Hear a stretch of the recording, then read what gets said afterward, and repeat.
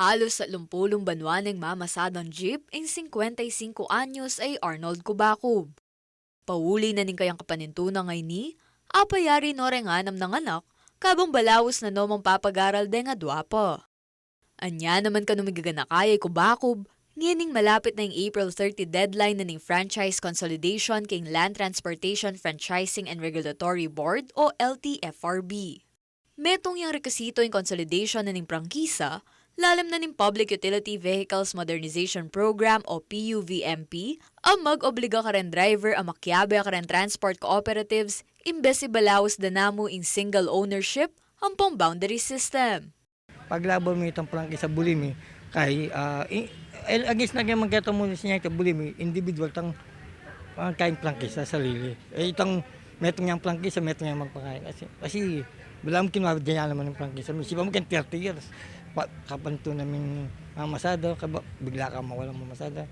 Kaya nakakabiyara nga na ako mamasada. Hanggang may kapayari yan. Na medyo makalungkot to, kaya na ng gobyerno. Pagtsaga mo na talaga yung kaya pakonsolidate. Kimpa mag-explika ng Kubakob, sinabi ng Eno man taga nasasalangsang keng PUVMP, nune nasa aramong misama siyang plano na ng gobyerno, lakwas na dakalaka no akakita busbus kanini. Metong nakanukening pamamiling brand o made na ning modern jeep ang malyari rang salwan. Sita pong ikinang pusita kaya tangkay, muna, China na, putang kayo, bubuli na katanin China. Basic in datos na ning Department of Transportation, miras no king 54 ang modern PUV models din ko konsiderarang compliant keng government requirements. At 24 kano kareni, ring locally manufactured o assembled kabang 20 no man din completely built up o retang imported manibat China ang pong Japan. Samantala, minuna na ng PEPASIAG President Ferdinand Marcos Jr. aala ng extension in franchise consolidation. Agpangking LTFRB Region 3, makansalala ring individual franchise karas na ning May 1. Buri ng sabyan, authorized mamasada ken tutuking bulan deng pa consolidate prangkisa. Makanyan niya kanong mepwersa yung 47 years old na jeepney driver ay Richard Sikat at taluki namo ken susubong ng programa ning gobyerno. May persala po rin traditional jeep na magpa-consolidate. Siyempre, dala na ning kaya na ning siyempre, yung kapanintunan mo yan, uling manibat keng ibat. Kailangan may ngayari ring anak mi,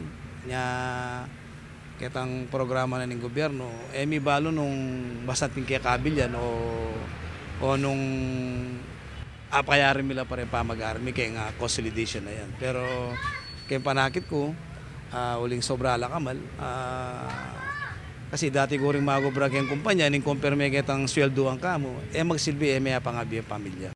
Aparti pa king Eno makapamasada rin kalupa ng jeepney driver, pigaga na kanamo namang sikat at lakwas lang misakitan den commuters, oras milakola ken dalan den lumang jeep.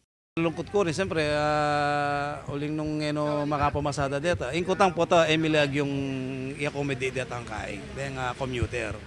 Kanya malungkot kami mo rin na, siyempre, pamilyado na naman dito po ito. Ito na akong mga din pamilyado. Siyempre, nanumong gawin na rin, nung maglawal-wang obra. Samantalang niyang kining pamasadang traditional jeep, talagang agyo bilang pakabiyar ang pamilya amin. Pero ako balog itong programa ng gobyerno nung masanting ya, pero para kanako, ako balo ka rin aliwa, para kanako aliya mas. Basic and datos na ning LTFRB at true na laking 78% ng consolidated franchises kay mabilog abang sa kabang miras naman king 75.34% in consolidation rate king Region 3 at 73.77% king Pampanga as of March 27, 2024. Balawos naman ning ahensya king pamanagkat karen drivers at operators at taluki king programa. Meron pa po kayong hanggang April 30 to file your consolidation or to join po doon sa mga kooperatiba or korporasyon na nakakonsolidate na. And nakabukas po ang opisina ng April 20 and 27, Sabado po, alas 8 hanggang alas 5 ng hapon para po tumanggap ng mga aplikasyon sa consolidation. So meron pa po tayong oras para makapag-consolidate. Doon naman po sa mga magkong-consolidate, nakikiusap po ang ahensya na wag na po nating paabutin ng April 30. Kung kumpleto naman na po ang ating dokumento, pwede na po ninyong i-file.